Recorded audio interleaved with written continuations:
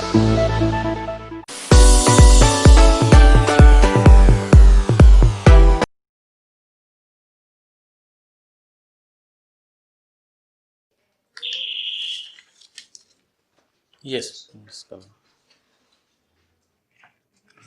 Good evening, sir.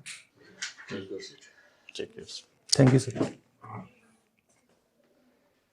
Air force day कब मनाया जाता है? सर 8 अक्टूबर। क्यों मनाया जाता है? बिकॉज इस दिन एयरफोर्स का फॉर्मेशन हुआ था 8 अक्टूबर 1932 को। तो on the eve of organize inauguration of Indian air force it has been celebrated. अच्छा, अब इस तीनों सेनाओं को मर्ज कर दिया गया, क्या बनाया गया ये? सर ये चीफ ऑफ डिफेंस स्टाफ बनाया गया है, CDS। ये क्यों बनाया गया? तीनों सेनाओं को मर्ज किया गया है। ये सर मर्ज किया गया है और तैयारी इसकी चल रही है, अभी शुरुआती फेज में है। मर्ज तो नहीं किया गया। Merge in the sense sir on the basis of American theatre commands. हमारे एयरफोर्स के जो 7 कमांड हैं, आर्मी के भी 5-6 हैं और फिर नेवी के भी हैं। तो दिक्कत क्या आती है युद्ध के समय में कि तीनों का कोऑर्डिनेशन आपस में नहीं हो पाता है। तो उसके लिए अमेरिका के तर्ज पर एक थिएटर कमांड बनाया जा रहा है, जो थिएटर कमांड के अंतर्गत एयरफोर्स के भी जहाज रहेंगे, नेवी के भी जो भी फ्लीट होते हैं वो रहेंगे और आर्मी के भी रहेंगे। तो एक ही जगह पर तीनों चीज़ें का व्यवस्था रहेगा, जिसके कारण वो फिर एक साथ कोई लैक नहीं रहेगा कहीं भी युद्ध में। और कुछ जो भी ट्रेनिंग पैटर्न है एयरफोर्स का अलग है, आर्मी का अलग है, नेवी का अलग है। तो तीनों को मिला करके करने से क्या है कि फिजिकल एक्टिविटी में कहीं ना कहीं अंतर हो जाता है तीनों में। तो एक साथ रहने से फिजिकल एक्टिविटी भी साथ रहेगा और कोऑर्डिनेशन हम एक दूसरे को जान नहीं पाते हैं। पाकिस्तान में ऐसा नहीं है सर? पाकिस्तान में ऐसा नहीं है। पाकिस्तान में नहीं है सर। चाइना में भी नहीं है सर।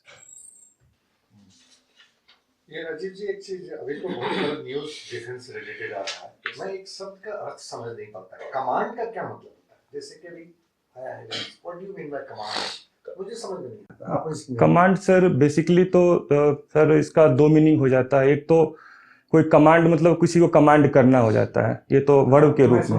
ये तो नहीं। और दूसरा वर्ड ये हो जाता है कि अच्छा परफॉर्म करने के लिए किसी भी सेना को कुछ भाग में बांटा जाता है, different on the basis of north, south, east, west दिशा के आधार पे, सो डेट कि भारत का सभी क्षेत्र उसमें कवर हो जाए। जैसे एयरफोर्स को साथ मैं समझ गया, एक यूनिट में बांध जाते हैं, एक यूनिट को कमांड कहते हैं। अभी महिलाओं को कहा गया है कि पहले वो कमांड नहीं बन सकती थी, अब वो कमांड बन सकती है।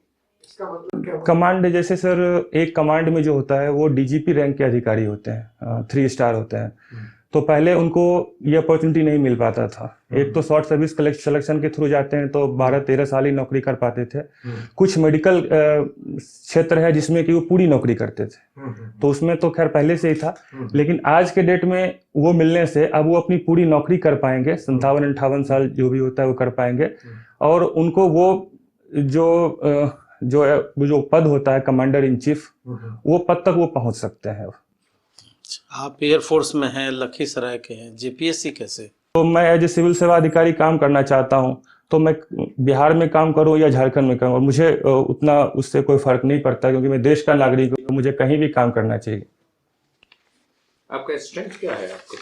सर मेरा स्ट्रेंथ ये है कि जो मुझे काम अपने सीनियर के द्वारा जो भी अलॉट किया जाता है, उसको जब तक मैं कंप्लीट नहीं करता हूं तब तक मैं चुप नहीं बैठता हूं। उसको मैं जहां तक उसके हो सकता है या नहीं हो सकता है उसके अंतिम समय तक प्रयास करता हूं, और नहीं भी होता है तो मैं वो इन्फॉर्म करता हूं कि सर ये प्रॉब्लम है, फिर वो बताते हैं ऐसे चलना है, तो फिर उसके अकॉर्डिंगली करते हैं। और वीकनेस है सर कि थोड़ा इमोशनल ज़्यादा है सर।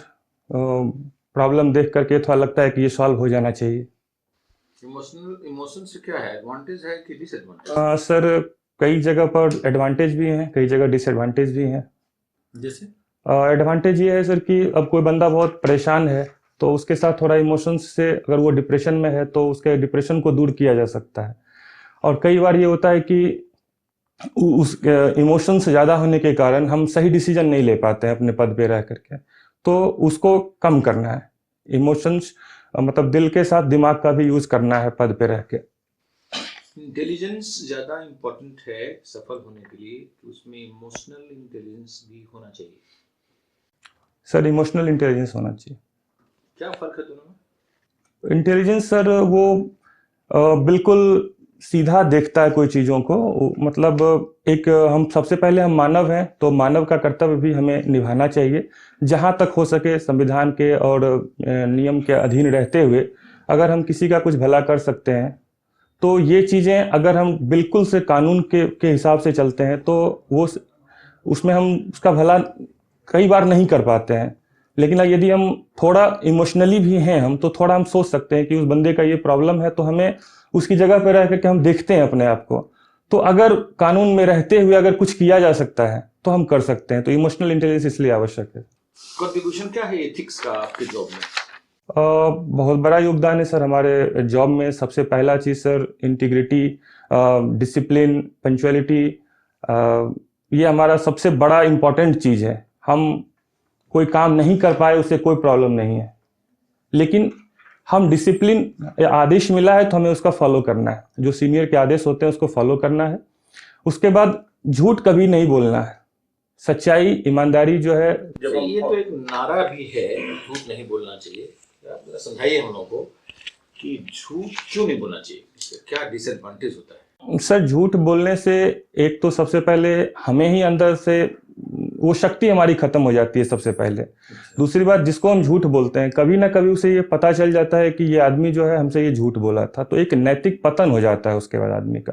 अच्छा राजेश जी, झारखंड की 5 बड़ी समस्याओं को आप बता सकते हैं? सर बताएं। झारखंड में सर सबसे बड़ी समस्या शिक्षा का है सर। अशिक्षा ज़्यादा है। स्वास्थ्य के क्षेत्र में भी समस्या है, और बच्चे वहाँ बहुत ज़्यादा कुपोषित हैं। उसके बाद बहुत ज़्यादा वहाँ मिनरल्स है, लेकिन उसका अच्छे से यूज नहीं होने के कारण वो इकोनॉमिक दृष्टिकोण से डेवलप नहीं हो पाया आज तक। वहाँ पॉलिटिकल इंस्टेबिलिटी अभी फिलहाल लास्ट सरकार को छोड़ करके पॉलिटिकल इंस्टेबिलिटी पिछले 18-19 साल से चल ही रहा था, जिसके कारण झारखंड का विकास नहीं हो पा रहा। अच्छा, क्या आपको लगता है कि झारखंड में नक्सलवाद का प्रभाव है सर, नक्सलवाद का समस्या है? ये सर समस्या। किस प्रकार की समस्या है नक्सलवाद? सर ये देखा जाए तो बेसिकली आर्थिक विषमता इसका और सामाजिक विषमता, ये मेन मुद्दा इसका यही है।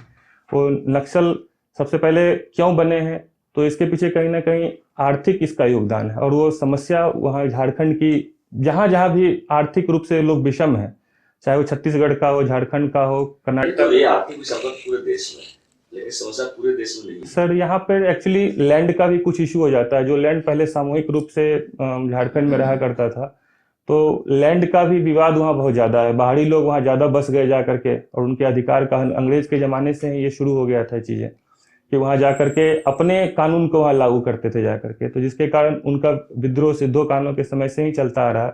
तो वो लैंड डिस्प्यूट आज भी सेटल नहीं हो पाया।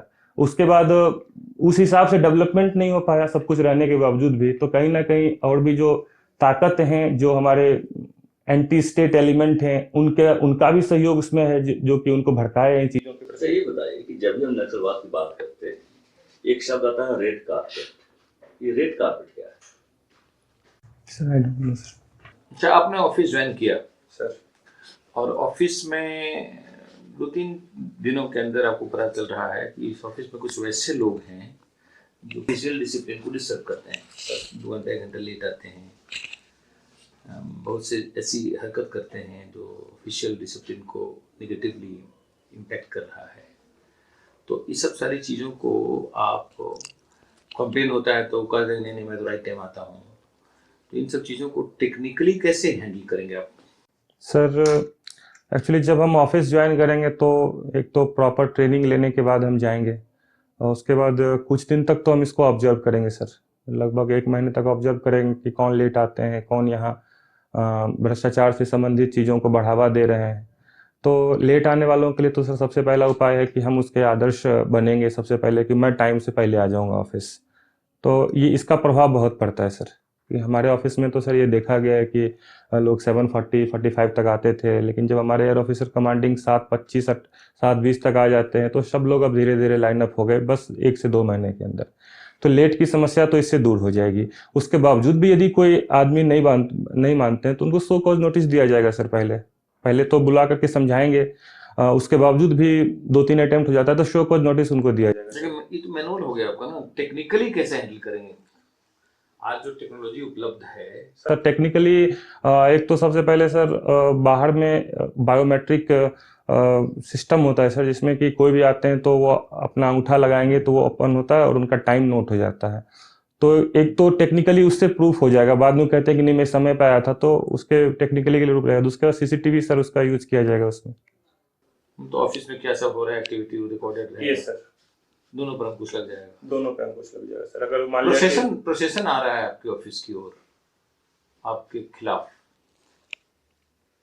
उनको रिजेंटमेंट है उन लोगों को जो आंदोलन लेके आ रहे हैं मूवमेंट को सर, तो उस ग्रुप को आप टेक्निकली कैसे हैंडल करेंगे? सर ग्रुप को सबसे पहले हम एक उनको ये बताएंगे कि आप एक कोई भी 2-3 लोगों का एक ग्रुप नियुक्त कीजिए अपने में से, जो कि आकर के हमसे बात करें और अपनी समस्याओं को रखें हमारे सामने। ठीक ठीक है राज, ठीक ठीक, okay, thank you. Thank you sir.